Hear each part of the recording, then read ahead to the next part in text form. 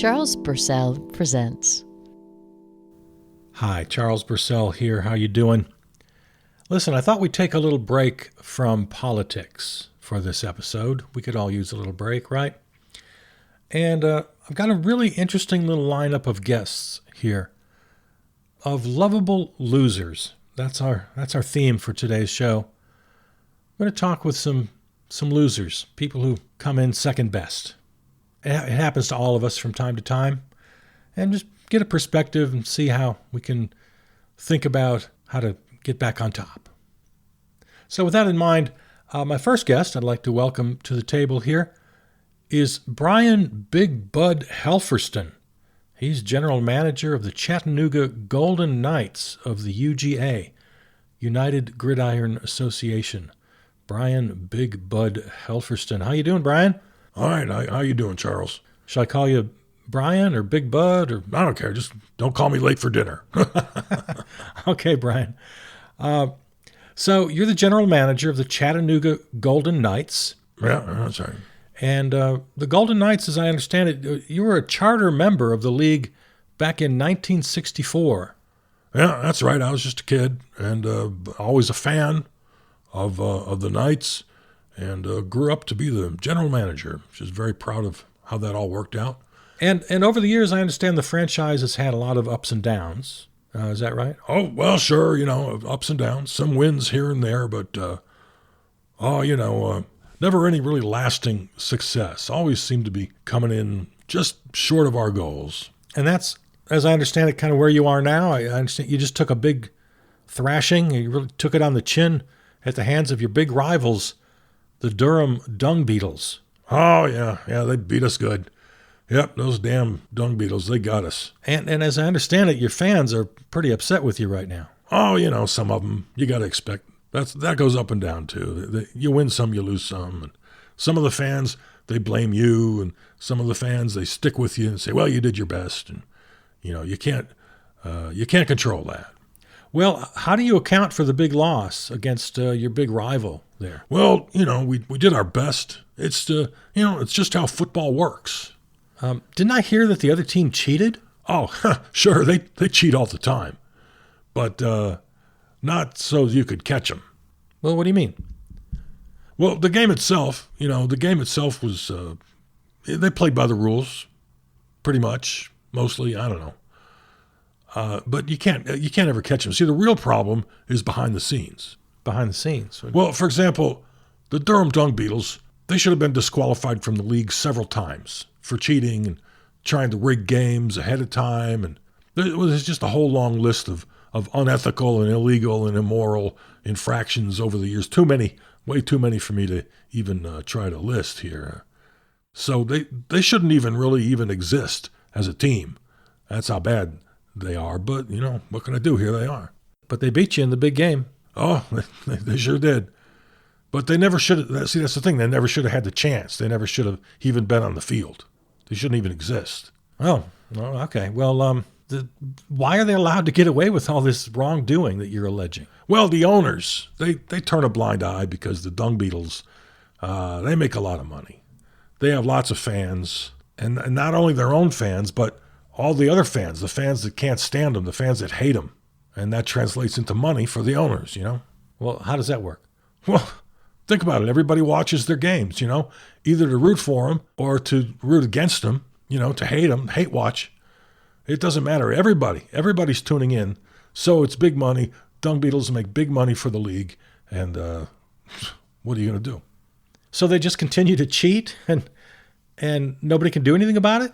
Well, even the commissioner can't do anything, or he'll get fired because he works for the owners, and they're the ones making all the money, so. Okay. All right. Well, let's get back to your team. Why the consistent losing? I don't know. We're working hard. We have a good attitude, one day at a time. No concrete plans for the future here? Well, we're thinking about changing our uniforms. Changing your uniforms? Yeah, we got different uniforms, that we try. Even the logo itself. And you think that'll help your team? Well, it can't hurt. You got to throw everything against the wall, see what sticks, right? Okay, what else you got in mind? Well, we're thinking of new cheerleaders, New uniforms for the cheerleaders? No, just new cheerleaders. Well, maybe new uniforms too, but mainly just get the girls out and bring a batch of new girls in. We've been talking about that quite a lot lately. I don't know. That sounds like it might not make much difference. I mean, have you taken a good hard look at how you can actually improve your team on the field? Well, what do you mean? Like players? No, we love our players. And, players come and go. That's just football. That's professional football. Players come and go. How about the coaches? Is it time for new coaches? Nah, I don't think so. Maybe. They come and go too. We change coaches all the time. Doesn't seem to make much difference. Well, how about your playbook? How about your whole overall philosophy on the field? The kinds of plays you run, I don't know much about football. I'm not up on the terminology. But I know what you're saying. No, we've been running the same plays for years. We don't change the playbook. The playbook stays the same year after year, decade after decade, ever since the beginning. Really? The playbook doesn't change? Nah, worked in the past. So ipso facto, it's going to work again sometime, isn't it? Well, again, I don't know much about football, but that doesn't really sound... I don't know. It sounds like maybe it's the organization itself from the top down. The leadership. Sounds like maybe you got kind of a losing culture. Well, the thing is, we win just enough to keep us hopeful throughout the next losing streak. We'll say, hey, remember that win we had once? We'll do that again. It's just how football works. You have winners and losers, and the losers have to have good sportsmanship. Well, sure. That's what we teach our kids, but it's kind of your job to win. That's what you're getting paid for. Like I said, it's a good attitude to teach your kids, but I don't know how you maintain that from a professional team. Well, I don't know.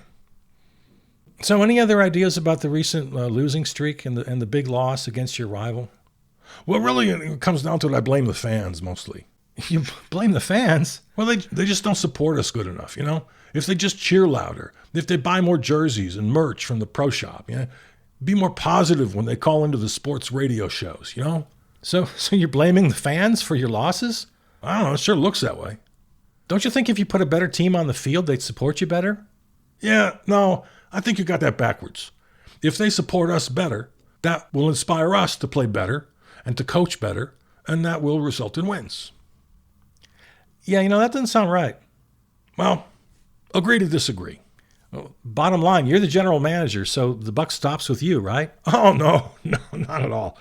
The owner makes all the decisions. I don't really have control at all. And the owner answers to the commissioner, and the commissioner answers to all the owners. So, no, I take absolutely no responsibility whatsoever for our losses. Oh, okay. That's Brian Big Bud Helferson, general manager of the UGA's Chattanooga Golden Knights. Go Knights! All right, go Knights. Thanks, Brian. Thank you. You're listening to Charles Purcell Presents. Today we're talking with Lovable Losers. Lovable Losers. And next up we have a stand-up comic who just can't get any laughs.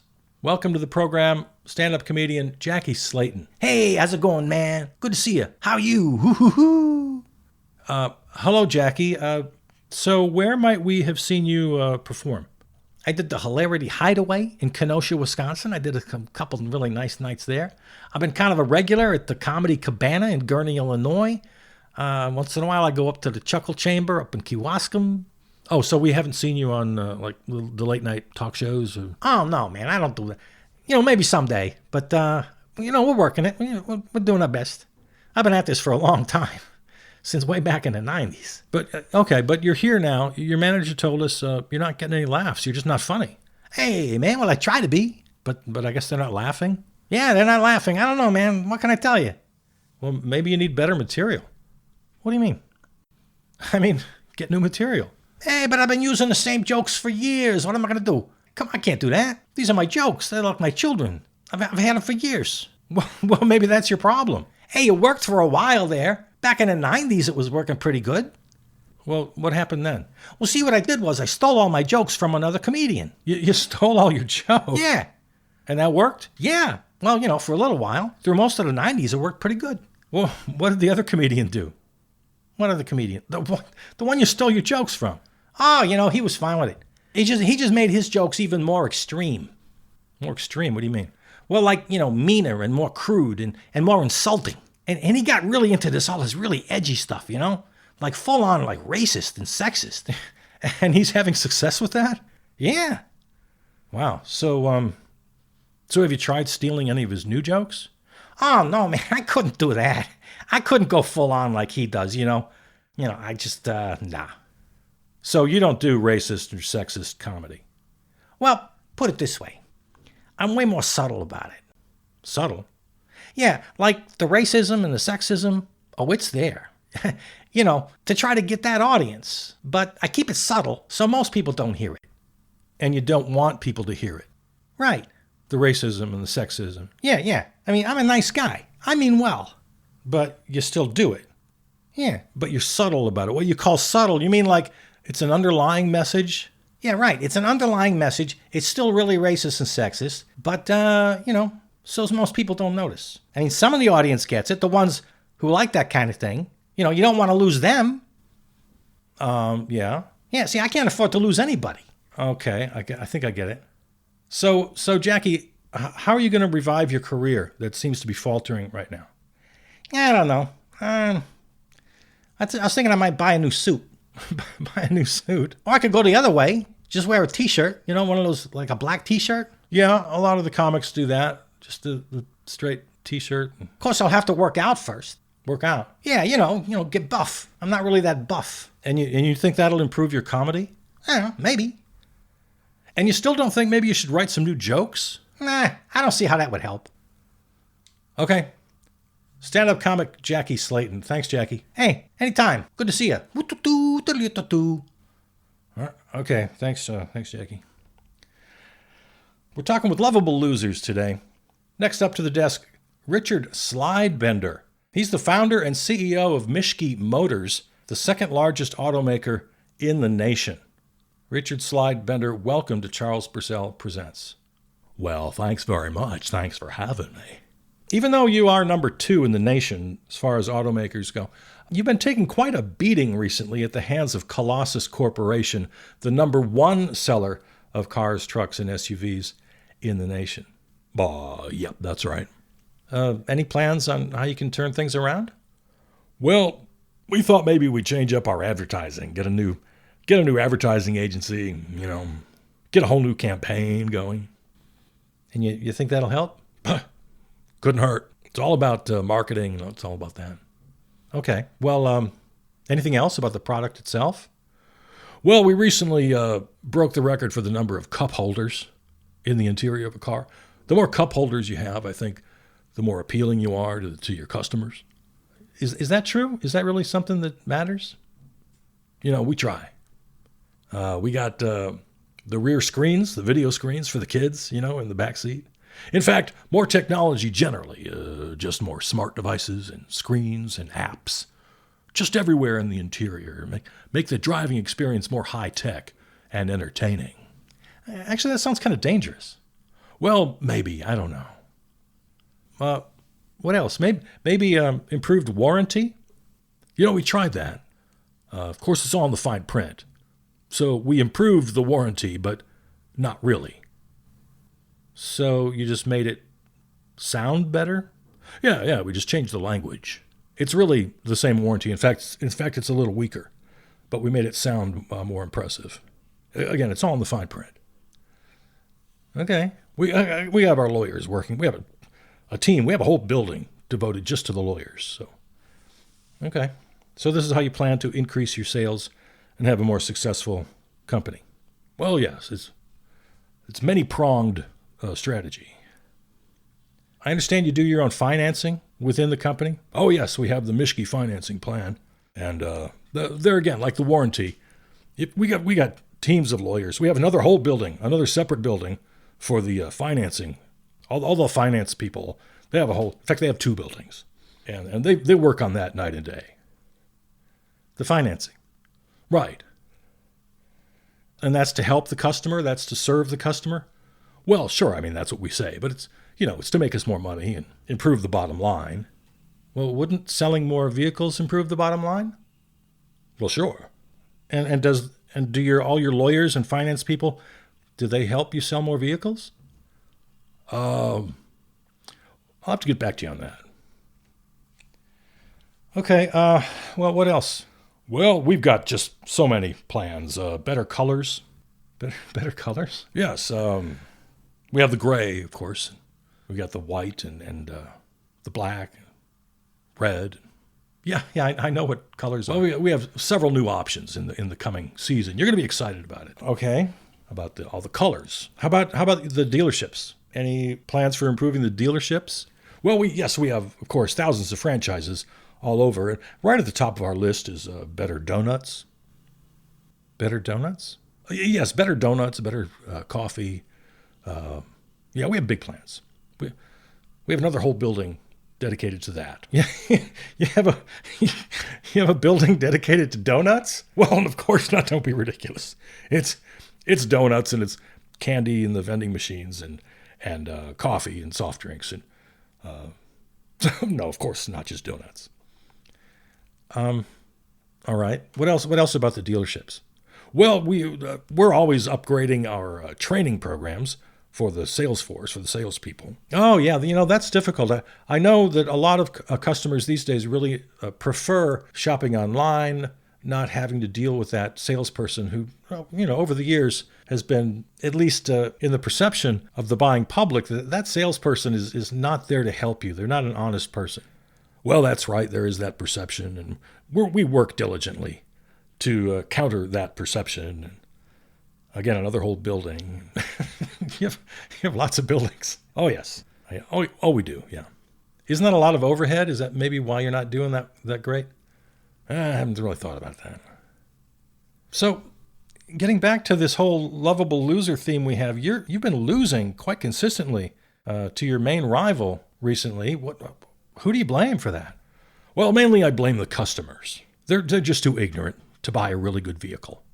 You blame the customers for being too ignorant? Yes, that's exactly right. Have you improved the design of your engine? Or no. Better gas mileage maybe from year to year? Every model year maybe you try to improve the gas mileage? Or no. Better handling? No. Safer?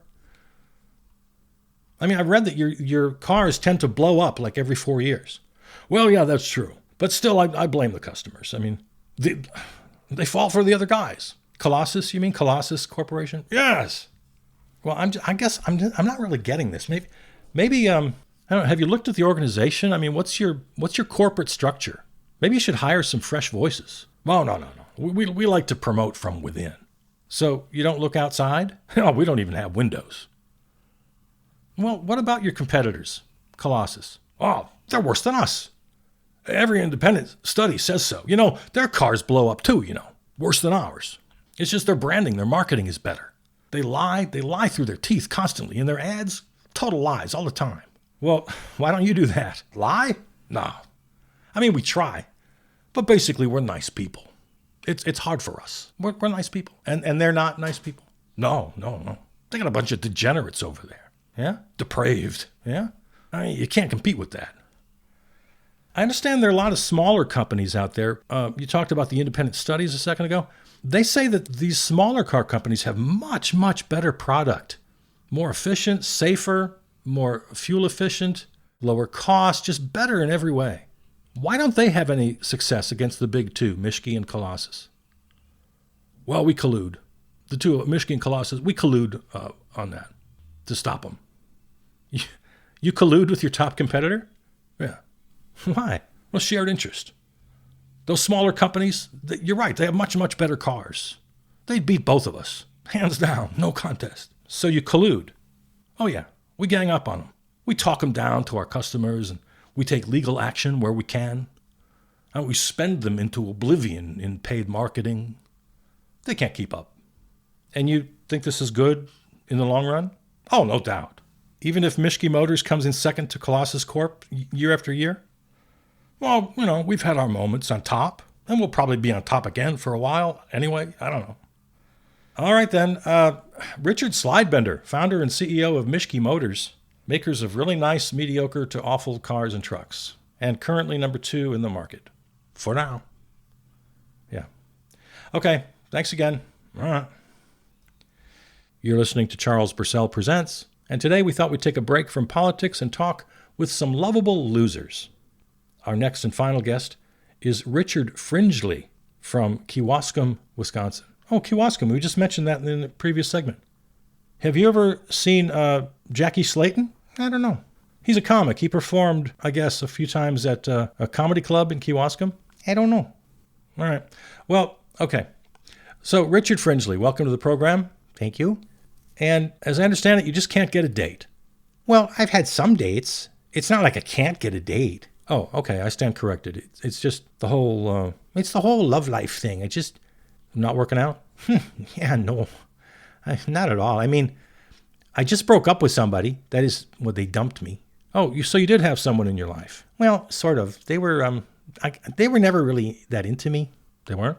No, I think they were just like trying me on for size or something, because the last guy they were with was such a total jerk, and I was just kind of a rebound, somebody to fill some time with. Oh, but that's over. Yeah. So you're out there again? Yeah, and to be honest, it's really hard, even to get a first date, let alone a relationship. Well, what's your pitch? Let's hear it. What's your pitch when you try to get a date with somebody? Oh, I'll say like, hey, look, I'm not such a bad guy, and look at those other guys. You mean the guys who can get dates? Yeah, and they're really bad guys. I mean, they promise to treat them right, but then they don't. No? Yeah, they're really mean to them, and they take their money. They take their money? Oh, yeah, they promise to pay for everything, and then, when the bill comes, they make the date pay. And this is how you try to convince someone to go out with you, by telling them how bad the other guys are? Yeah. And that's not working for you? No, not really. Well, okay. Well, how do you sell yourself? Huh? I mean, why you would be a good partner. Oh, right. Okay, yeah. Well, Well, I've tried different things. I've tried doing that kind of macho thing, that seems to work for the other guys. So, did that work for you? No, not really. It's not really me. I just, I couldn't pull it off. Okay, yeah, I could see that. What else? Well, I promised to be, like respectful, to treat them like equal partners, with dignity, And they don't like that? Oh, they like it okay at first, but in the end, it just isn't exciting enough. Exciting? Yeah, exciting. People seem to like a little excitement in a person that they date. Well, so did you try that? Yeah, but I couldn't pull that off either. They could tell I wasn't being myself. Ah, authenticity. Yes, exactly. Authenticity is so key. People can spot it a mile away when you're not being authentic. It's a red flag for them, They don't like it. They run. But the other guys, the ones that get dates. Yeah? Well, you said they were all liars and cheats. Yeah. So they're not authentic either. Why do they get dates? Oh, no. They're authentic. You can be an authentic liar and a cheat. They're not mutually exclusive. They're not? Well, apparently not, because these guys, they're right out front with who they are. They're totally authentic. And I think authenticity trumps like everything else. So you can be a liar and a cheat and a deadbeat, but as long as you're authentic, you can still get a date? Yeah, I think so. I think, that's my experience. And then, of course, it works the other way, too. You can be the nicest, most well-meaning person with only good intentions, but if you're not authentic, all that isn't worth jack. So what do you do? Well, I'm usually okay while we're like texting or even talking on the phone, and maybe even the first hour or so of the date. Oh, but I can't keep it up. They lose interest. Well, why do you think that is? Well, because I'm pretty much scripted for the first little while. Scripted? Well, yeah, I mean, not literally scripted, but, I know what I want to get across, and it's pretty well rehearsed by now because I've done it so many times.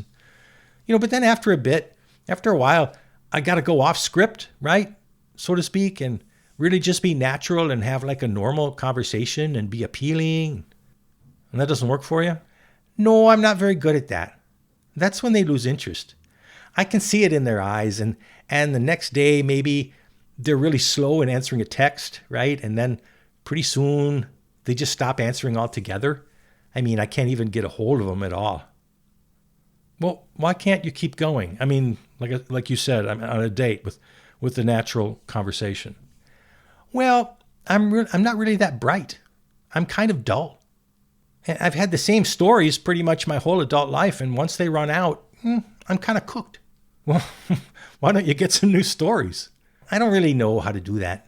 Well, you could take on some new interests, read books, broaden your horizon, learn some new things, make yourself more interesting.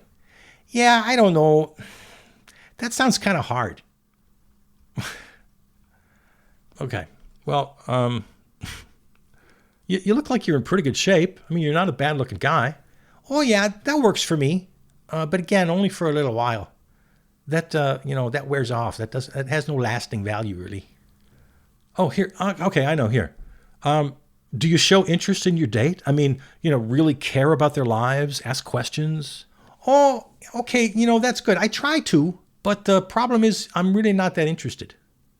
I mean, I try to ask questions and be really interested in their lives, but, actually I don't really care. You don't? No, I mean, I care about other people's lives. I want everybody to be happy. I'm a good person, but I don't really want to do anything about it. I mean, being a real partner to them, a provider and a protector like this, and that shows. Oh, yeah, definitely. They can sense it. They can sense that. The authenticity thing again. Right, exactly. I noticed a second ago you said provider and protector a little dismissively. I get the sense maybe that you think that's a little old-fashioned. Is that, I don't know, are you against sort of that antiquated gender norm thing? Oh, definitely. Definitely. And believe me, that's not working for me either. It's not. Like the other guy, the guy who gets the dates. Yeah, he's all over that. Promising the whole package, the provider and the protector thing, and that works for him. Oh, for sure, man. Yeah, absolutely. Well, but as you've said several times now, these guys are liars and cheats. Oh, yeah, for sure. They don't really mean it when they promise to provide and protect, but it works for them. Yeah, I think some of their partners really believe it, and I think a lot of them never really believe it, but they just think it sounds cool or something. I don't know. I can't figure it out. If I could figure it out, I'd get somebody to love me. And you want to be loved. Well, yeah, who doesn't? And that's why you keep trying. Well, yeah. But you run out of ideas on how to improve your chances. Yeah, pretty much. Well, good luck to you. Yeah, thanks. That's Richard Fringely, a guy who can't get a date. All right, there's our episode for today, taking a little break from politics to talk with some lovable losers.